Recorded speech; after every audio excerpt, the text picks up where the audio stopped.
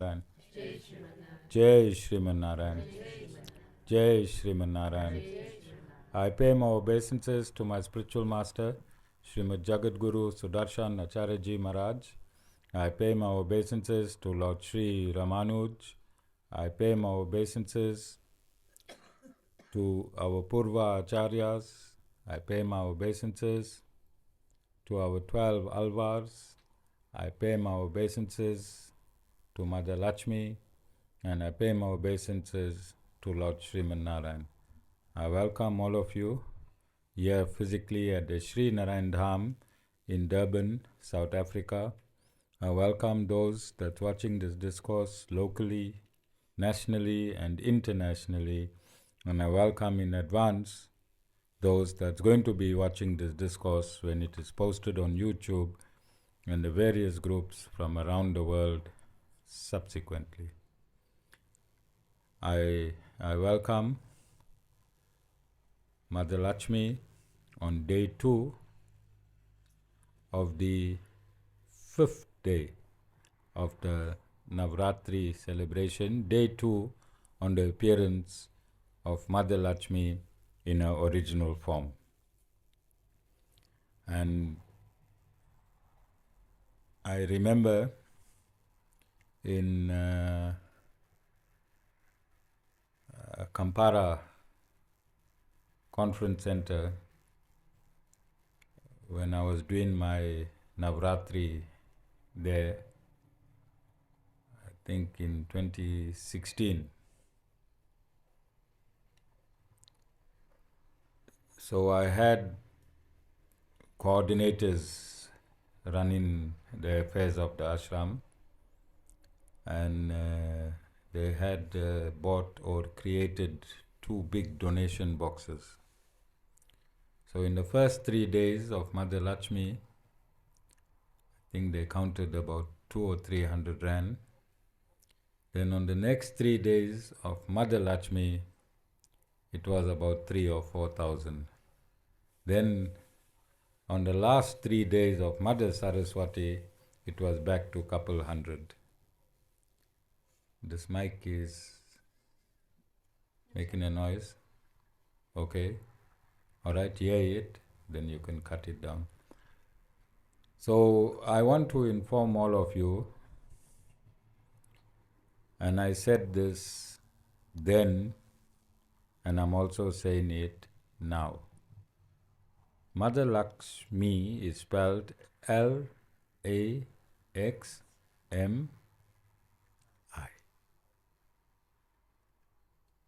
Please do not make a mistake.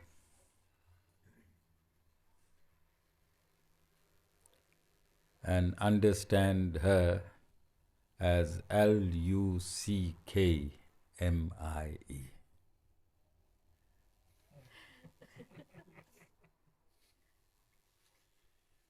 You understand? Her name is Mother Laxmi, not Lucks-mie. Alright? Don't go to the casino and put coins there and think in these 3 days you'll hit a Luckme. It's Mother Laxmi. Alright? But she is here to give you prosperity psychologically, prosperity in your gross body, prosperity in your material transaction.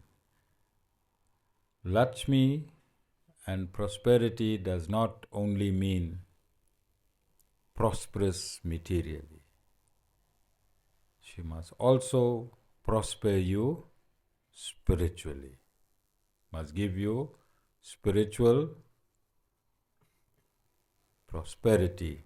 And spiritual prosperity together with material prosperity is the formula that the Guru teaches. So when you come to this ashram, whoever comes to this ashram, if your material side is almost there, then the Guru starts upgrading your spirituality. Upgrading your spirituality until there is a perfect balance and synthesis.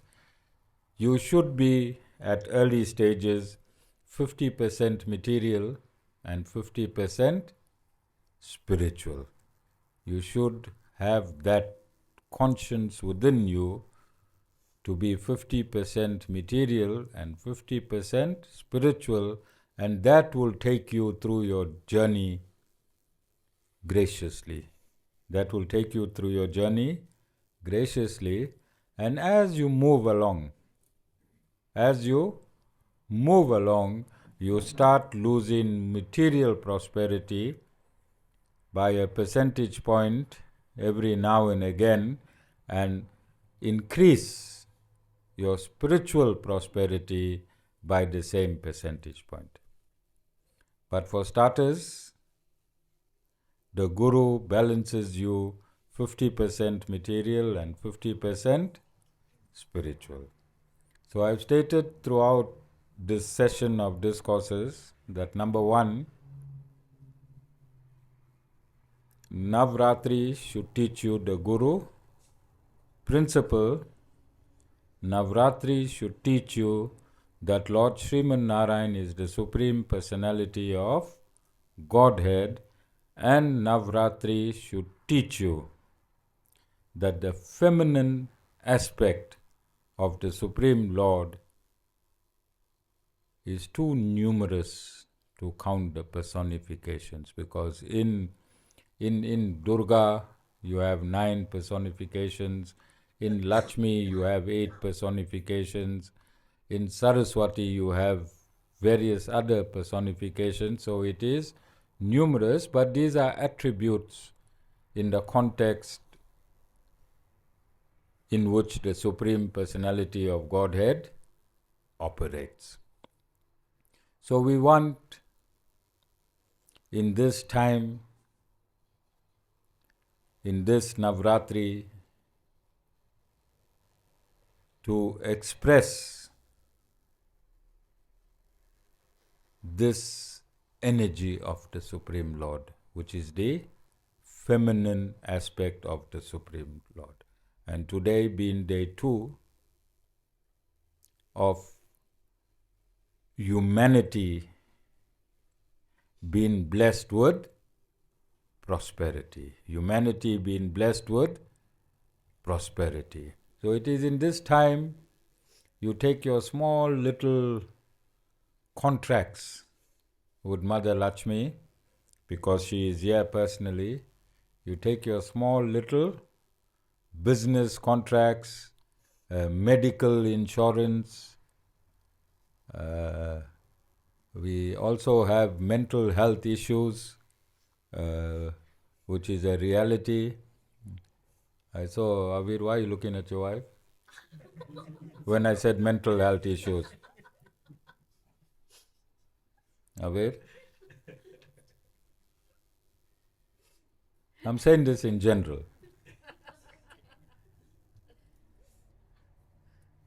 All right? So we want Mother Laxmi to fix up. For you to be materially prosperous, you have to be physically prosperous.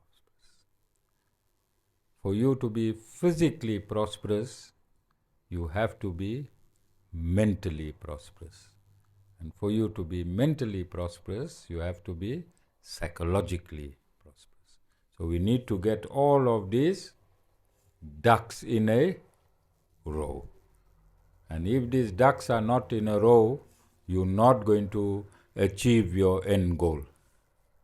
You're not going to achieve your end goal. So you need to work. God has given you the tools in this Navratri. You'll find a lot of tools, both for personal prosperity, for family prosperity, for societal prosperity, and for the world prosperity. So my chairperson contacted me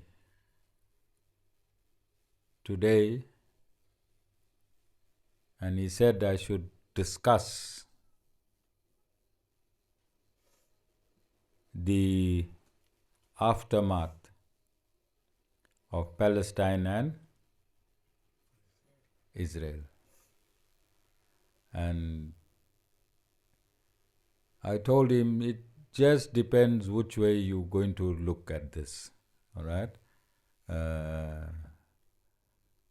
Generally, if you want to know who the owner of a house is, you need to investigate and investigate and investigate until you find the title deed. And similarly, in this situation that is currently taking place between Israel and Palestine, there need to be backtracking until you get the title deed of that land. And when I say title deed, I don't mean a physical title deed, but going back until you find who the real or the original landowners are. So very, very sensitive. If we have to look at the country that we are living in, and original landowners will be the San community. Yes? So it just depends from which aspect you want to look at it to give it a legitimate status. But we cannot go and unravel all that has happened up till now. So it needs to be a balanced act. It needs maturity, mature people thinking. And I told Vishwadhar that earlier on, in the 1960s, I think, was when former President Nelson Mandela initiated the armed struggles. So there were bombs being planted around South Africa, and he was deemed a terrorist. Yes? So in the 60s, he was deemed a terrorist, and 27 years later, that same terrorist badge was turned around and he became a saint. The whole world regarded him as a saint. So it depends from which side you are looking at a situation like this, and it is very, very difficult to get the correct answer. So if the ashram give you an answer, then the synagogue will give you an alternate answer. The church will give you a different answer, and the mosque will give you a different answer. So, notwithstanding its difficulty, if the religious and spiritual leaders get together,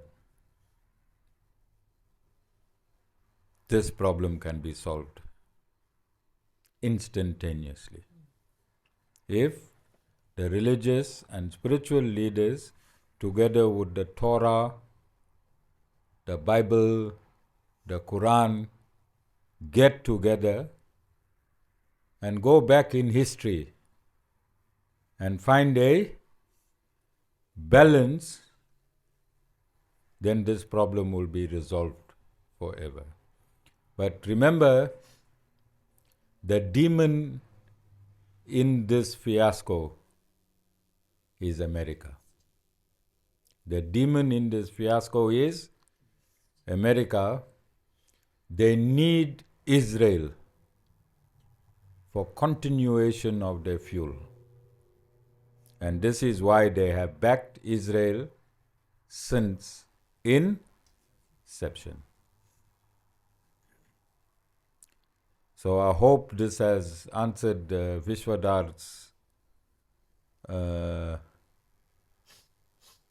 very long since his name has been in my discourses, and I think he's been feeling left out.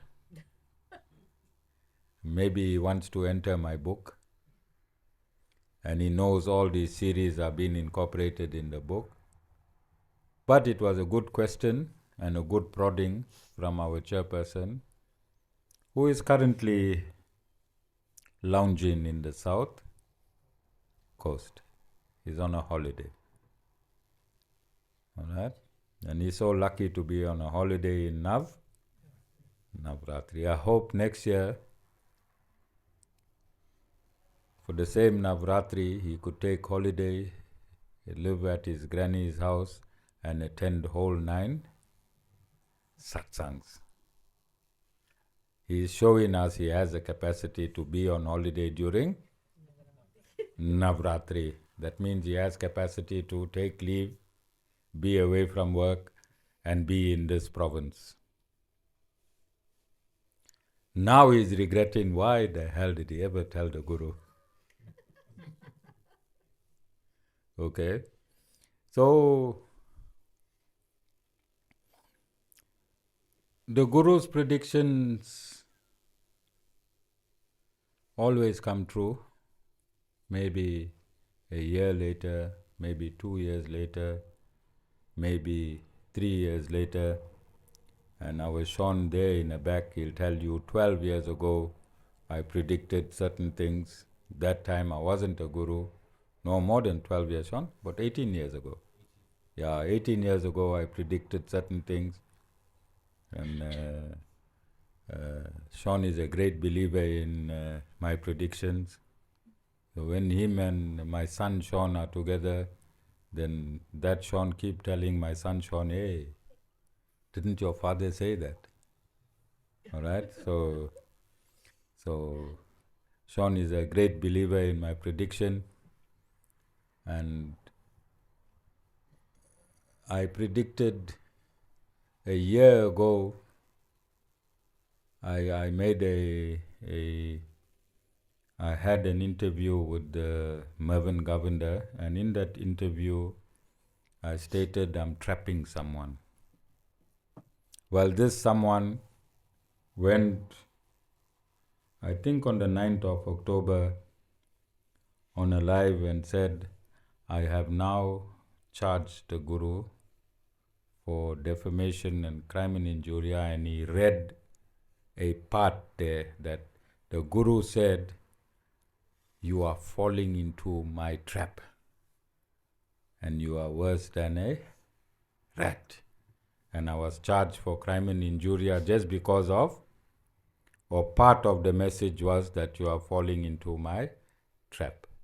And he really fell into the trap, because now, after making those utterances, somebody else charged him for crime and injury. So you see the Guru's words, Amita, if the Guru say, you falling in my trap, then you take the same words and you charge the Guru, and then somebody else come and charge you for saying that. So he fell into the trap and he said a few other things. And now he's charged. So please believe in the word of the Guru. The Guru is always, always, always, the Guru's words must come true, but not maybe tomorrow or the next day or the next day. There's my Sean, they waited 18 years to see one part of that which came true.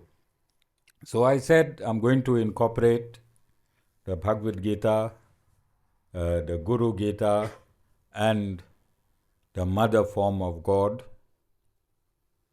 Mother Parvati or Mother Laxmi. And I just want to read a few verses to culminate this discourse, especially as it is going to be incorporated in the book, The Significance of a Bona Fide Spiritual Master. And I want to include in this book a an aspirant of mine. Her name is Ashmika. And whenever she needs the Guru's help, there's beautiful TikToks. Beautiful TikToks. I couldn't believe myself. Such good things were being said about her Guru. Her Guru is great. Her Guru is compassionate. I don't think there's any other Guru greater than her Guru. And I just remembered, hospital today. Okay? So, really, really, really happy that my aspirant had time to think of her Guru. I hope my other aspirants think of the Guru as much as she did. Okay, so a verse from the Guru Gita.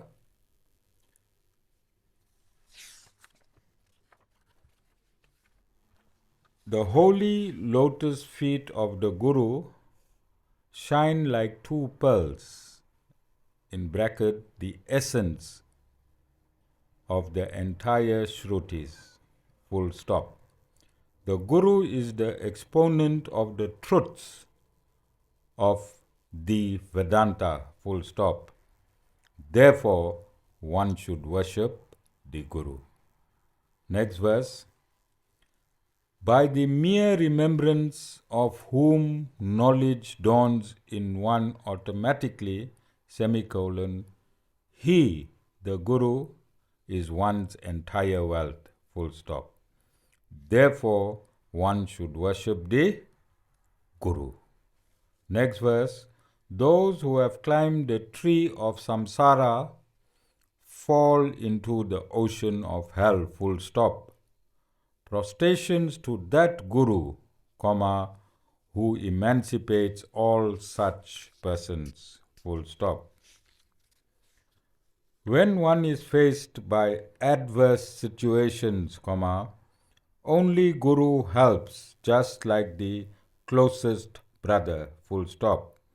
Guru is the manifestation of all religions, therefore prostrations to that Guru. Next verse. Salutations to Sri Guru, who shows the right path to one whose mind is deluded by attachment and thus confused in the forest of samsara. Next verse. Afflicted by the three kinds of fires, the restless creatures on earth wander aimlessly, full stop. To such people, the Guru is verily the supreme Ganga. Prostrations to such Guru, full stop. Next verse. Whenever the merit is acquired from pilgrimages and bathing in the sacred water extending to the 7 seas by one, cannot be equal to 1,000th part of the merit derived from partaking the feet-washed water of the Guru. And I think the Guru loves this verse. If Shiva is angry, the Guru saves you. But if the Guru is angry, even Shiva cannot save you. Therefore, would every effort take refuge in the Guru. So I think that's enough for tonight in terms of the Guru. But going back to Mother Laxmi and prosperity, make sure that energy is already manifest in this ashram. Mother Laxmi's energy is manifest in this ashram. If you have capacity, you will feel it. And you should take this energy, inhale it, absorb it, assimilate it, think it, and meditate upon it, and help yourself psychologically, mentally, and physically, and materially. It's there for the take in Shri Narayan Dham. Shri stands for Mother Laxmi. Shri stands for Mother Laxmi. The name of this ashram is Mother Laxmi, Lord Narayan. Dham means abode. Dham means abode. Shri Narayan Dham means the dwelling place of Lord Narayan and Mother Laxmi. She is actuated in these 3 days for the purposes within the context of Navratri. She is actuated eternally at this ashram. But in the context of Navratri, we take it separately, and today is day number 2. When you do your arti, absorb, assimilate, breathe in all the energies that is here in this ashram. Catch it, captivate it, use it. It is for you. Jai Shriman Narayan.